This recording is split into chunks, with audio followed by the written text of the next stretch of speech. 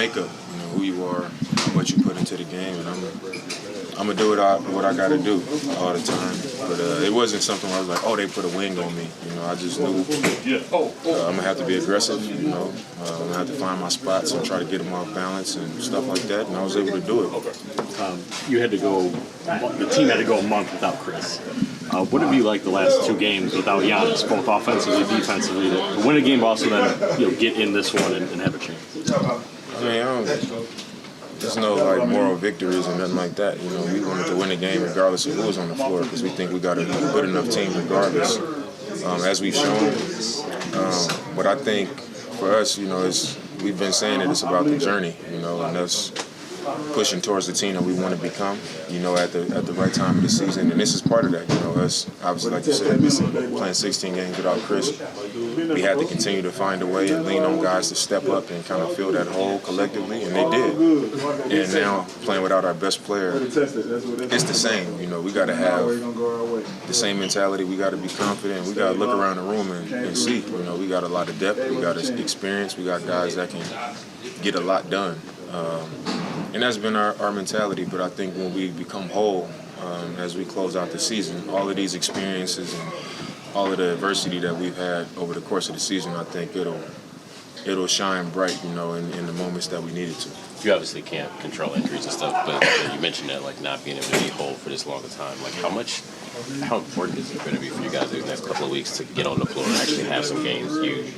Giannis, Chris, on the floor and playing together before the end of the season. I think it's important, just so we can be out there and do it and have everybody out there. But I think the beauty of it is that the only new people here is me and Pat Bev. Everybody else, they've been here like bees. So, everybody else, they played together. And I think because all 3 of us, we've been on the floor.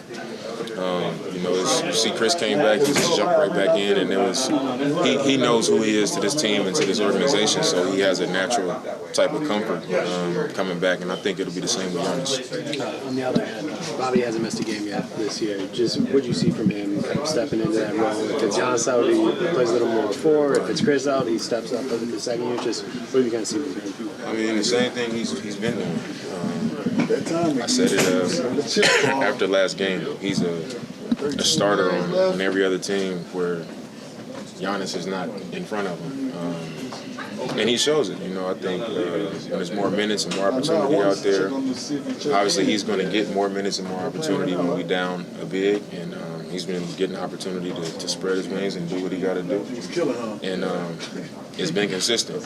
I think this is what he's capable of doing. So the more we can build on that and keep him playing that way, like I said, when we become whole and he's coming in and it's not as taxing on him, not playing as longer stretches and not having to work so hard because, he might be out there and Giannis is out there and I'm out there and K-Mid is out there, so he's going to have a little bit more space to play with.